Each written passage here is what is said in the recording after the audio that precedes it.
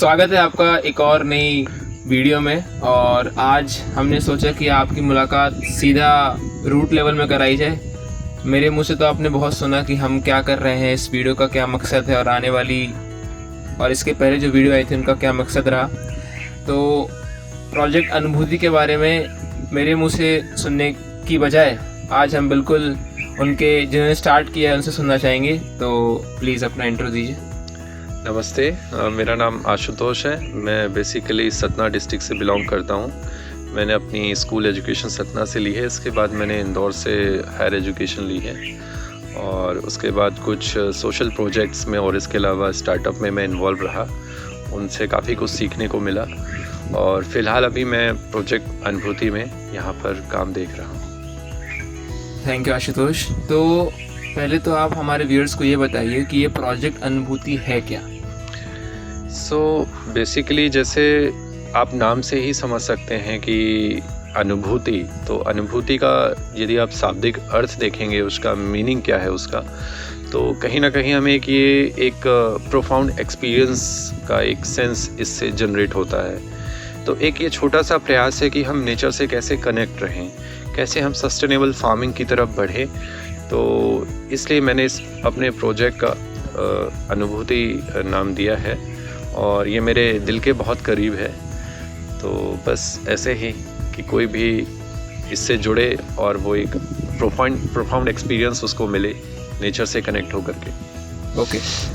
तो आशुतोष जी, आजकल हम हर जगह सुनते हैं कि खाना सबको अच्छा ही चाहिए और आजकल जैसे जैसे लोगों की आमदनी बढ़ रही है, धीमे धीमे एक अलग शिफ्ट आ रहा है कि भाई ऑर्गेनिक खाना चाहिए हमें। तो सबसे पहले तो आप ये बताइए कि हम जो यहाँ पे काम कर रहे हैं वो ऑर्गेनिक है कि केमिकल वाला है कि या फिर कुछ और एक नई दिशा में आप उसको मोड़ रहे हैं।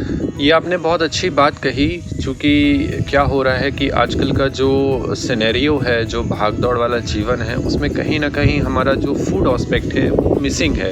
ठीक है, हम खाना खा रहे हैं, हमारा एक ब्रेकफास्ट है, लंच है, डिनर है, बट कहीं ना कहीं उसमें जो एक न्यूट्रिशंस होना चाहिए वो मिसिंग है।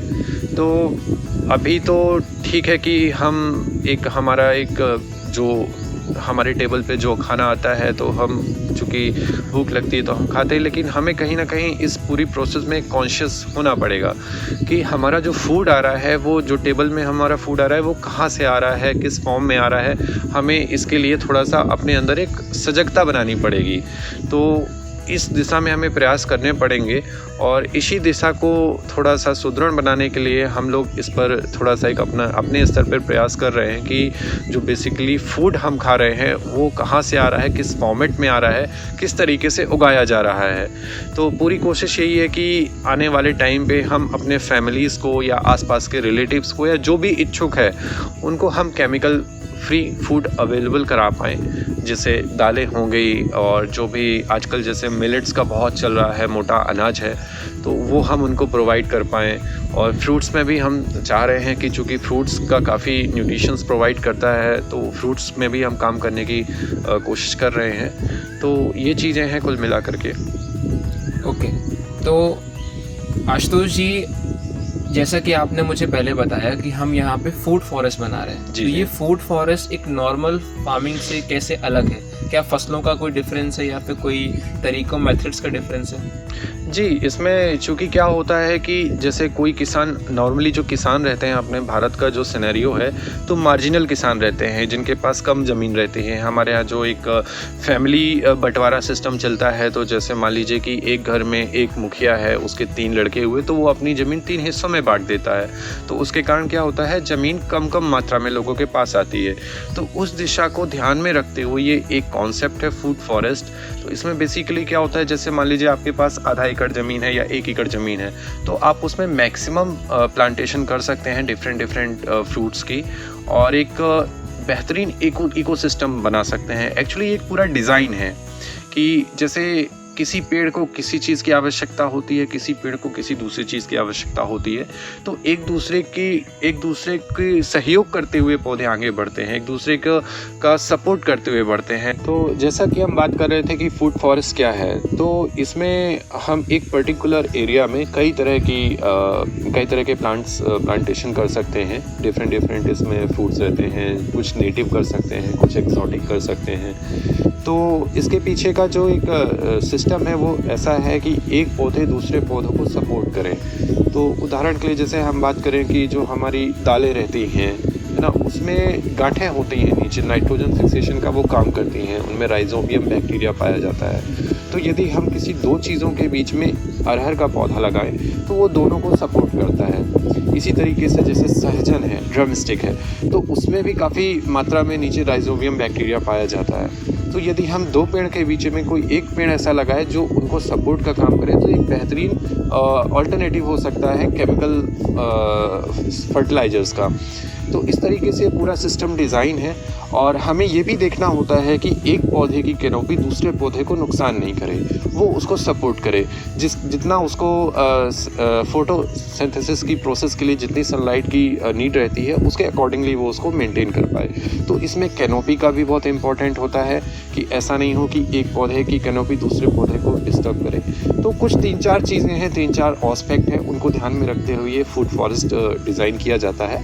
और उसी का एक आपने देखा होगा, उसी का एक हमने अपने खेत पर पे 1 एकड़ में उसका एक प्लांटेशन करने का प्रयास किया है और उस पर अभी काम जारी है। आने वाले टाइम पे और भी उसमें काम होगा। ओके आशुतोष जी, तो जितना मुझे अभी तक समझ में आया, आप ये कहना चाह रहे हैं कि रेगुलरली बेसिस पे जो कॉमन प्रैक्टिसेस हैं उसमें एक किसान अपने लैंड में एक तरह की फसल को बहुत रिपीटेशन में बार बार लगाता है, तो उससे कहीं ना कहीं सॉइल की हेल्थ को और उसके आने वाले प्रोडक्शन के अमाउंट को भी इफेक्ट करता है। बिल्कुल बिल्कुल। बट हमारा जो मेथड है उसमें हम मल्टीपल तरह के क्रॉप्स नहीं बोलेंगे, हमारे जो फलों के पौधे हैं उनको हम लगा रहे हैं, जिससे वो आपस में एक दूसरे को सपोर्ट करें, एक प्रॉपर प्रपोर्शन में ज़मीन से न्यूट्रिशन लें और कुछ समय बाद उसको वापस कर दें, जिससे एक इकोसिस्टम बने, जिससे हम एक फसल पे रिपीटेशन में डिपेंड ना हो। क्या मैं सही समझा हूँ अभी तक? बिल्कुल आप सही कह रहे हैं। इसमें जैसे फूड फॉरेस्ट फलों का जंगल कहलाता है। आमतौर पे जो ट्रेडिशनल फार्मिंग होती है उसमें हम धान और गेहूं लगाते हैं। तो धान और गेहूं में लगाने से क्या होता है कि एक तो हमें इरिगेशन की बहुत ज़्यादा नीड रहती है।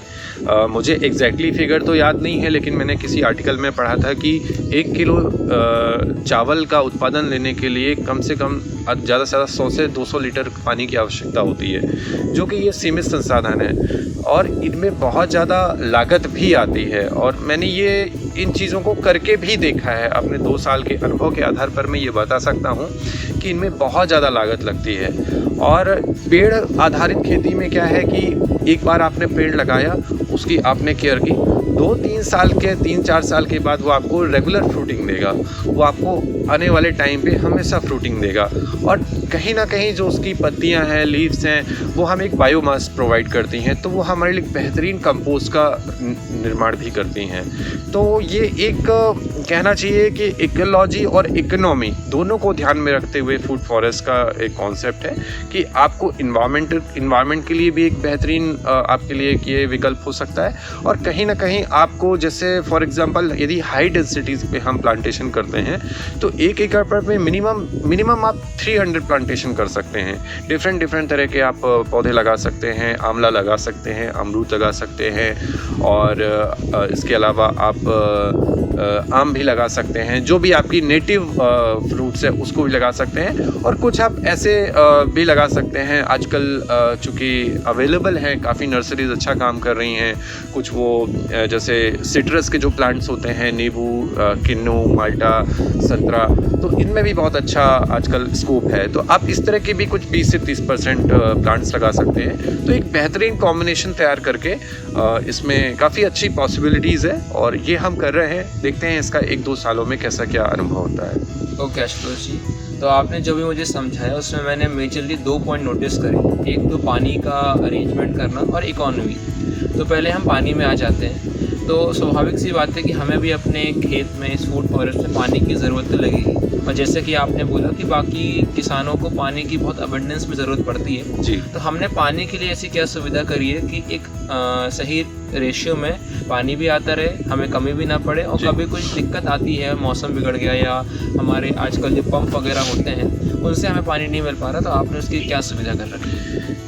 वाटर जो है ये बहुत गंभीर मुद्दा है। मेरा खेती से जुड़े हुए 3 सालों का अनुभव है कि बिना पानी के तो हम एक स्टेप भी आगे नहीं बढ़ सकते हैं, और ग्राउंड वाटर भी धीरे धीरे बहुत नीचे जा रहा है। तो हमें कहीं ना कहीं वाटर हार्वेस्टिंग की तरफ बढ़ना पड़ेगा।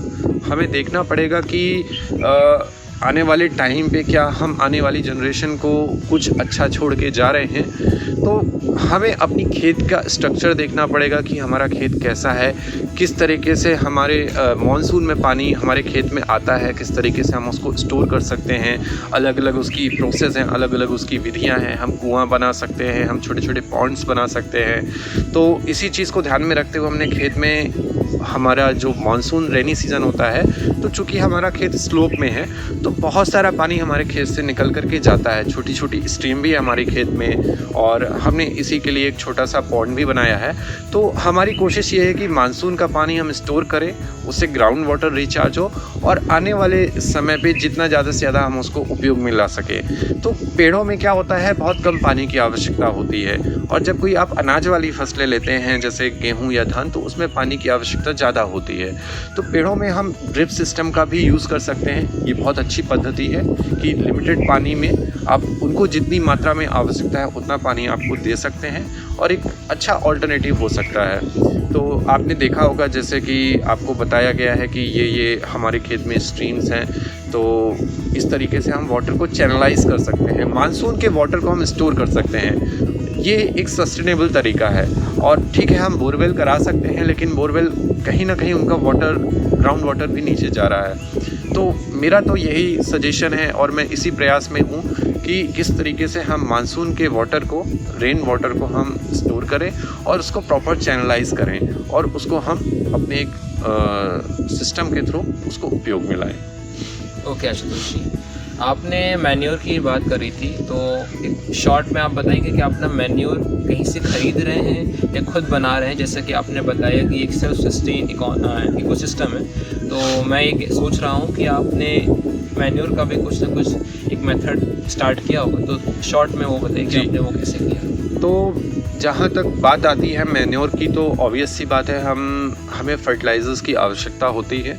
और ठीक है, ग्रीन रेवोल्यूशन, हरित क्रांति के बाद हमने उस समय की नीड हमको लगी कि हमें कहीं ना कहीं हमें अपना फूड सिक्योरिटी पे ध्यान देना है। तो इसके लिए हमने ग्रीन रेवोल्यूशंस का फ़ायदा लिया। उसके थ्रू जो हमें केमिकल्स, DAP फर्टिलाइज़र हमें मिले, ठीक है, वो उस समय की नीड थी। हम उसको ये नहीं कह सकते हैं कि क्या हुआ क्या नहीं हुआ, उस समय की वो ज़रूरत रही होगी। लेकिन अब हमें ये ध्यान देना होगा कि उस DAP और यूरिया से हमारी सॉइल को क्या इम्पैक्ट पड़ रहा है, क्या हमारी सॉइल उससे अलाइव है या उसके बहुत ज़्यादा दुष्परिणाम आ रहे हैं। तो ये एक सोचने का विषय है, एक रिसर्च का विषय है। हमें और आपको सबको मिल करके उस पर थोड़ा सा हमें चिंतन करना पड़ेगा कि क्या DAP यूरिया का कोई बेहतरीन ऑल्टरनेटिव हो सकता है। तो जैसे हमें जानकारी मिली, हमें कुछ लोग मिले जिन्होंने हमें बताया कि आप इस तरीके से फर्टिलाइज़र बना सकते हो, हम उनके संपर्क में आए। तो हमारे एक पद्मश्री श्री सुभाष पालेकर जी हैं, उनकी एक बहुत अच्छी मेथड है, जीवामृत जिसे बोलते हैं। उसमें गाय का गोबर, गाय का गोमूत्र और गुड़ और बेसन का मिश्रण करके जीवामृत हम बनाते हैं। तो जीवामृत एक तरीका का कल्चर है, जामन है, जिसे हम अपने खेत में उपयोग करके सूक्ष्म जीवाणुओं की संख्या बढ़ा सकते हैं। तो चूँकि कहीं ना कहीं हमारे खेत में, हमारी मिट्टी में जब तक माइक्रोबियल एक्टिविटी नहीं होगी तो हमारे खेत का ऑर्गेनिक कंटेंट नहीं बढ़ेगा, और जब तक ऑर्गेनिक कंटेंट नहीं बढ़ेगा तब तक सॉइल मजबूत नहीं होगी। तो सूक्ष्म जीवाणुओं की संख्या बढ़ाने से हमारी खेत की मिट्टी जो है वो अलाइव होती है। तो जीवामृत है। इसके अलावा हमारे एक सागर में एक आकाश चौरसिया जी हैं, वो बहुत अच्छा काम कर रहे हैं और उनसे भी हमने कुछ ट्रेनिंग वगैरह ली, उनसे भी हमने सीखा। तो उनका भी एक वर्मी फॉस करके एक बहुत अच्छा मैन्योर बनाने का तरीका है। तो उसमें काऊ डंग का उपयोग करते हैं हम। काऊ डंग में हम रॉक फॉस्फेट मिलाते हैं जो माइंस में पाया जाता है, उसके मिश्रण से, और उनमें हम अर्थवॉर्म छोड़ते हैं। अर्थवॉर्म में हमें ये ध्यान देने की ज़रूरत है कि देसी केचुए रहें, देसी अर्थवॉर्म रहें। तो वो क्या होता है, वो मिट्टी भी खाते हैं, गोबर भी खाते हैं, तो वो हमारी ज़मीन में पोरसिटी का एक बेहतरीन इकोसिस्टम तैयार करके रखते हैं। तो हम अपने यहाँ खेत में 2 तरह का मैन्योर यूज़ करते हैं, एक जीवामृत और एक ये वर्मी फॉस। तो उसका आपने देखा होगा कैसे उसका प्रोसेस होता है, कैसे उसमें हम वर्मी फॉस बना रहे हैं अपने खेत में। और हमारे पास काउज भी हैं, कुछ गाय माता भी हैं, तो उनका हम सेवा करते हैं और उससे हमें गौमूत्र और पाउडर मिलता है और उससे हम प्रोसेस करके फिर खेत में हमें उसको बनाते हैं। ओके आशुतोष जी, तो जितना मुझे समझ में आया कि अगर एक प्रॉपर मेथड, एक समय और काफ़ी नॉलेज अगर इंसान को हो तो वो कुछ समय की मेहनत और प्लानिंग से ये सस्टेनेबल इकोसिस्टम बना सकता है। तो एक आप ब्लूप्रिंट या फिर एक फ्लो चार्ट बताइए कि मान लीजिए किसी के पास ज़मीन है और वो ज़मीन अभी पूरी समतल है या उसमें कुछ काम नहीं हुआ, तो छोटे छोटे स्टेप में एक ऊपर से आप बताइए कि कैसे वो फ्रॉम ज़ीरो तो यहाँ तक पहुँच सकता है। इसके लिए चूँकि मैंने भी 2-3 सालों में अलग अलग जगह गया, लोगों से मिला, बातचीत किया, तो थोड़ा मेरा जो 2-3 सालों का अनुभव हुआ उसके आधार पे मैं ये कहना चाहूँगा कि कोई भी यूथ है या कोई भी ऐसा किसान है जो इस पद्धति में सस्टेनेबल फार्मिंग में आना चाहता है, तो उसके लिए मैं ये कहूँगा कि वो पहले अपने आसपास ऑब्जर्वेशन करे, देखे कि कोई इस तरह की फार्मिंग कर रहा है क्या, उनसे अपना संपर्क बढ़ाए, उनसे वो इंटरेक्शन करे, उनके पास जाए, उनसे समस्या समझे, क्या क्या चैलेंजेस है, उन्होंने क्या क्या चैलेंजेस फेस किया। तो डायरेक्ट खेत में काम स्टार्ट करने से पहले जो ऑलरेडी इस काम को कर रहे हैं उनसे वो अपना कांटेक्ट बढ़ाए। तो इससे क्या होता है, एक बेसिक अंडरस्टैंडिंग बढ़ती है कि उसको फिर उसका दिमाग काम करना शुरू करता है कि अच्छा ये प्रोसेस कर रहे हैं, इस तरीके से चीज़ें हैं, इस तरीके से वो खेत में मैनेजमेंट करते हैं। तो उसके अकॉर्डिंगली वो फिर प्रोसेस करता है कि मेरे खेत की सिचुएशन क्या है, मेरे यहाँ इस तरह की अवेलेबिलिटी है क्या, मेरे यहाँ क्या इकोसिस्टम है। तो एक हम अपने आसपास ढूंढ सकते हैं, पता कर सकते हैं कि कोई ऐसी फार्मिंग कर रहा है क्या, सस्टेनेबल फार्मिंग, तो उनसे हम संपर्क बढ़ा सकते हैं। फिर दूसरी बहुत इम्पॉर्टेंट चीज़ है कि हम अपने खेत की दिशा और दशा को समझें, हम अपने खेत में समय दें, हम अपने खेत को समझें कि हमारा खेत की मिट्टी क्या है, हमारे खेत में क्या क्या नेटिव प्लांट्स होते थे, हमारे खेत में खेत की मिट्टी का प्रकार क्या है। जैसे कई तरह की मिट्टी होती है, सैंडी सॉइल होती है, लोमी सॉइल होती है, ब्लैक कॉटन सॉइल होती है। तो अलग अलग सॉइल का अलग अलग कैरेक्टरिस्टिक्स होते हैं, तो उसके अकॉर्डिंगली हमें प्लान करना होता है। तो हमें अपनी खेत की मिट्टी को समझना पड़ेगा, हमें अपने खेत के क्लाइमेट को समझना पड़ेगा, क्योंकि ये पूरा जो सस्टेनेबल फार्मिंग है एक डिज़ाइन पे काम करता है। आप अपने खेत को समझते हैं, आप अपनी खेत की ज़रूरतों को समझते हैं, उसके आधार पर आप डिसीजन लेते हैं कि अच्छा इस तरह की मिट्टी है तो इस तरह की हमें क्रॉप्स लेनी चाहिए।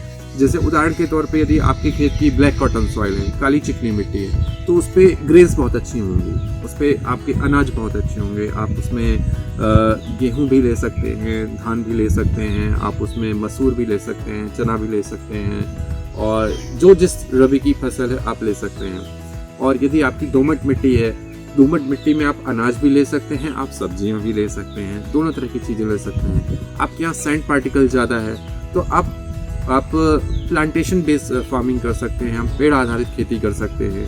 तो जैसी आपकी खेत की संरचना होगी, आपको देखना पड़ेगा कि फेंसिंग कैसी है आपकी खेत की, है ना, आवारा पशु तो नहीं आते हैं, तो आप बायो फेंसिंग भी एक विकल्प ले सकते हैं। तो 2 पॉइंट बहुत ज़रूरी हैं। एक तो सबसे पहला पॉइंट ये है कि आसपास आपके जो सस्टेनेबल फार्मिंग कर रहे हैं उनसे आप संपर्क बढ़ाइए। दूसरा, आप अपने खेत को समझिए। इन दोनों को आप थोड़ा सा समय दीजिए, 3-4 महीने आप उनसे संपर्क बढ़ाइए, 3-4 महीने आप खेत को समझिए। 1 साल बाद अपने खेत की आप इनिशियली स्टेज पे आप प्लानिंग करिए और एग्जीक्यूशन करिए। तो इन दोनों चीज़ों से क्या होगा कि आपकी अंडरस्टैंडिंग बढ़ेगी, आपका नॉलेज बढ़ेगा, आपको एक्सपीरियंस मिलेगा। हो सकता है जो गलतियां उन्होंने की है वो आपको ना करना पड़े, क्योंकि वो आपको पूरी तरीके से गाइड करेंगे। तो ये 2 पॉइंट मेरे लिए मैं बताना चाहूँगा कि ये बहुत ज़रूरी है। आप यदि इस स्टेप में आगे बढ़ना चाहते हैं, कोई भी जो परंपरागत किसान है जो ऑलरेडी किसानी कर रहा है, तो वो यदि इसमें शिफ्ट होना चाहता है, या कोई नया किसान है जो इंटरेस्ट रख रहा है, तो ये मैं उनके लिए कहना चाहता हूँ। ओके आशुतोष जी, तो आप ये कह रहे हैं कि हम अपने खेत में काम करने के लिए सबसे पहला स्टेप है कि उसको समझें, जी दूसरा स्टेप है कि अपने खेत की डिज़ाइन को समझें, जी हवा कहाँ से आती जी, है, बिल्कुल, कितनी बिल्कुल। ज़ोर से आती है, आसपास बड़े पेड़ हैं कि नहीं, जी। विंड ब्रेकर के रूप में जी। कौन कौन से पशु आते हैं। जी तीसरा ये कि पानी की सुविधा आपको खुद से उपलब्ध करानी होगी, जो वाटर हार्वेस्टिंग का तरीका है, जी बारिश के पानी को रोक के। चौथा, खेत के अंदर ही मैन्योर का हाँ। प्रबंध किया जाए। हाँ और पांचवा, इन सब को करने में जब ये पूरा समय बीत जाएगा तो प्रॉपर नॉलेज और गाइडेंस और एक दूसरी कम्युनिटीज़ के साथ जुड़ के अपने खेत में काम शुरू किया जाए। बिल्कुल बिल्कुल। क्या मैं सही समझा हूँ? हाँ बिल्कुल सही है। हमें कहीं ना कहीं जीवन में मेंटर की आवश्यकता होती है, तो इनिशियली स्टेज पे हमें एक मेंटर जो ऑलरेडी इस चीज़ में जुड़ा हुआ है, तो उनके गाइडेंस की आवश्यकता होती है। तो वो हमें मेंटरशिप लेनी चाहिए और हमें अपने खेत को समझना चाहिए। तो उसमें बहुत सारे एस्पेक्ट आते हैं, जैसे आपने बात कही कि हमारे खेत में पानी की क्या अवेलेबिलिटी है, क्या हमारे खेत में किस तरह की फसलें पहले उगती थी, अब क्या उगा रहे हैं। यदि हम सस्टेनेबल फार्मिंग में जाना चाहते हैं तो हम मैन्योर कैसे प्रिपेयर कर सकते हैं, क्या अवेलेबिलिटी है। कभी कभी लेबर का भी एक इम्पॉर्टेंट एस्पेक्ट है, क्योंकि जब हम खेत में काम करते हैं तो हमें खुद तो लगना पड़ता है, फिर हमें कहीं ना कहीं एक सहारे की भी ज़रूरत होती है। तो ये बिल्कुल बहुत सारे फैक्टर्स इसमें इन्वॉल्व रहते हैं। हमें बारीकी से एक एक चीज़ को समझते हुए आगे बढ़ना चाहिए। और इसमें मतलब मेरा जो मानना है, इसमें पेशेंस की आवश्यकता है। ये कोई एक ऐसा नहीं है कि आज हम खेत में उतरे और खेत में हमने काम करना शुरू किया और 7 महीने बाद हमको रिजल्ट मिल जाएगा। जैसे वाटर हार्वेस्टिंग की बात करें तो वाटर हार्वेस्टिंग आप करेंगे तो आपको 1 सालों में रिजल्ट नहीं मिलेगा उसका। ये बहुत प्रैक्टिकल बात है। 2-3 सालों में आपका उसका रिजल्ट समझ में आएगा। तो ये पेशेंस वाला काम है। इसका सस्टेनेबल फार्मिंग में पेशेंस बहुत ज़रूरत है। ओके आशुतोष जी, तो हमने जो आज फूड फॉरेस्ट यहाँ बनाया हुआ है, ये हमारे लोकेलिटी में शायद ही मतलब जितना मुझे पता चला है, हमारा पहला इनिशियल स्टेप है। ऐसा अभी तक किसी ने यहाँ पे स्टार्ट नहीं किया हुआ है। हाँ हाँ। तो इससे आसपास के लोकल फार्मर्स को कहीं ना कहीं उनको अभी इसकी नॉलेज नहीं है। जी तो इन फ्यूचर हम उनको इस नॉलेज को उनको बता के उनकी किस तरीके से हेल्प कर सकते हैं, और एक इन फ्यूचर अपने ही एरिया में एक कम्युनिटी बना सकते हैं जो इस नॉलेज को कैरी फॉरवर्ड करे। तो शॉर्ट में बताइए कि अपन किसानों को कैसे हेल्प कर रहे हैं आसपास के। तो जैसा कि मैंने आपको बताया कि इसमें कहीं ना कहीं पेशेंस की ज़रूरत रहती है। आज हमने प्लांट्स लगाए तो आज फ्रूट्स नहीं देगा वो, हमें उनकी टेक केयर करनी पड़ेगी। 2-3 साल हमें उनको ध्यान रखना पड़ेगा। फिर एक समय के बाद वो हमें फ्रूटिंग देंगे। तो बिल्कुल हमारी पूरी कोशिश है कि एक बार हम एक ये मॉडल तैयार करें और आने वाले टाइम पे हमारे जो लोकल फार्मर्स हैं, जो मार्जिनल फार्मर्स हैं, हमको उनको इस व्यवस्था से जोड़ें। हम उनको ट्रेनिंग दें प्रॉपर कि कैसे प्रॉपर खेती की जाती है, कैसे उसमें चीज़ें रहती हैं, कैसे आप मैन्योर बना सकते हैं, कैसे आप वाटर का यूज़ कर सकते हैं। तो ये पूरा एक सिस्टम है। तो बेसिकली पूरी हमारी कोशिश है आने वाले टाइम पे हम पूरा प्रयास करेंगे कि हमारे जो लोकल फार्मर्स हैं वो इस व्यवस्था से कैसे जुड़ें और उन तक हम कैसे पहुँचे, अपनी रीच बढ़ाएं और कम से कम ज़मीन वाले भी इस व्यवस्था को लेकर के आगे बढ़ सकते हैं। ओके आशुतोष जी, तो आज की जितनी भी हमारे बीच बातचीत हुई उसका ये सारांश निकाला जा सकता है कि ये कोई भी जल्दबाजी और कम नॉलेज के साथ करने वाला कार्य नहीं है। प्रॉपर गाइडेंस और नॉलेज की आवश्यकता है। तो हमारे व्यूअर्स जो ये वीडियो देख रहे हैं, अगर इन फ्यूचर उनको ये साइट विज़िट करनी हुई और प्रैक्टिकली लाइव अगर आपसे सीखना हुआ तो आपको रीच आउट कर सकते हैं। बिल्कुल। तो उन्हें आप हमारे इस प्रोजेक्ट का जो साइट है उसकी लोकेशन अगर आप उन्हें बताएं, बाकी मैं डिस्क्रिप्शन में भी डाल दूंगा यहाँ का लोकेशन। तो ये जो साइट है ये पड़ती है मध्य प्रदेश स्टेट में, सतना डिस्ट्रिक्ट में। सतना से 50 किलोमीटर शिवराजपुर विलेज है। उस विलेज से 2-3 किलोमीटर हमारा ये खेत है। तो आप शिवराजपुर तक आएंगे और वहाँ किसी से भी पूछेंगे कि दहलान टेम्पल के पास गाजीपुर जाना है, तो उसी रोड में हमारा ये पड़ता है। और आप कभी भी आ सकते हैं, विज़िट कर सकते हैं, यहाँ की प्रोसेस को अंडरस्टैंड कर सकते हैं। और बिल्कुल आपका स्वागत है। आप आइए, सस्टेनेबल फार्मिंग में आप कदम रखिए और जितना भी हमसे सहयोग बनेगा बिल्कुल हम सहयोग करने के लिए तैयार हैं। थैंक यू आशुतोष जी। बस आज का आखिरी सवाल जो हर इंसान के मन में आखिरी में आता है वो है पैसा, क्योंकि अंत में जो मेजॉरिटी जनता है वो कहीं ना कहीं हर एक प्रोफेशन को, ऑक्यूपेशन को, एक्टिविटी को इकोनॉमिक तरीके से व्यू करती है। तो मैं ये चाहता हूँ कि आप उनको ये क्लियर कर दें कि ये सिर्फ कोई छोटी मोटी चीज़ नहीं है, इससे आप एक लाइफ सस्टेनिंग एक्टिविटीज़ और एक अच्छी इनकम जनरेट कर सकते हैं। तो 2-3 स्टेप में आप उन्हें बता दीजिए कि कैसे ये आपकी इकोनॉमी या फिर कमर्शलाइज ना भी करते हुए एक पर्सनल इकोनॉमी में कैसे हेल्प कर सकता है। ये बहुत अच्छा आपने सवाल पूछा है। तो बेसिकली जो हमारा लाइफ स्टैंडर्ड है उसमें इकोनॉमिक बहुत इम्पोर्टेंट एक्टिविटी है। आज की डेट में हम यदि कोई भी चीज़ पे बात करते हैं, किसी भी मुद्दे पर बात करते हैं, बिना इकोनॉमिक्स के वो नहीं हम बात कर सकते हैं। इकोनॉमिक्स जीवन का आधार है। तो जैसे मैंने आपको बताया कि फूड फॉरेस्ट के पीछे हमने इकोनॉमिक की भी उसमें देखा है। तो फॉर एग्जांपल जैसे हमने 40 तरह के प्लांट्स लगाए हैं, अलग अलग सीजनल प्लांट्स लगाए हैं। तो आमतौर पे जब हम धान और गेहूं की खेती करते हैं तो हमें 6 महीने बाद इनकम जनरेट होती है, 7 महीने बाद इनकम जनरेट होती है। और इसमें हमारी कोशिश ये है कि रेगुलर बेसिस पे हमें कुछ ना कुछ मिलता रहे। जैसे हमने उदाहरण के तौर पे अनार लगाया, तो अनार के सीज़न में हमें अनार मिलेगा, आम के सीज़न में हमें आम मिलेगा, अमरूद के सीज़न में हमें अमरूद मिलेगा, आंवला के सीज़न में हमें आंवला मिलेगा। और भी यदि आप इसको बहुत अच्छे तरीके से करना चाहते हैं तो आप इसको प्रोसेस कर सकते हैं। आप आंवले से आंवला कैंडी बना सकते हैं प्रोसेस करके। अमरूद की पत्तियाँ आपने सुना होगा बहुत आजकल चल रही हैं, आप मोरिंगा पाउडर बना सकते हैं, है ना। तो इस तरीके से आप प्रोसेसिंग वाली फील्ड में भी आ सकते हैं। तो ये एक बहुत अच्छा स्कोप है इस चीज़ का आगे चल करके। ये है कि थोड़ा सा एक एंटरप्रेन्योरशिप वाला एक यदि आपका एटीट्यूड है तो आप इसको बहुत अच्छे स्केल पे ले जा सकते हैं। तो बिल्कुल डेफिनेटली इसमें इकोनॉमिक्स का बहुत स्कोप है आगे चल करके। और चूँकि हमने अभी स्टार्ट किया है, इनिशियल स्टेज में हैं हम, तो हम ऐसी कोई बात नहीं करना चाहेंगे कि एक आपको फिगर दे पाएँ या कोई एक ऐसा दे पाए। लेकिन जितना मेरा अनुभव है, जितने लोगों से मैं जुड़ा हूँ, जो मेरे मेंटर हैं, उनको मैंने नोटिस किया है, उनकी मैंने साइट विजिट की है, उनका मैंने देखा है, तो एक सफिशिएंट अमाउंट इकोनॉमी वो जनरेट कर रहे हैं। उनके सर्वाइवल एस्पेक्ट के लिए बहुत ही अच्छा एक एग्जांपल है फूड फॉरेस्ट।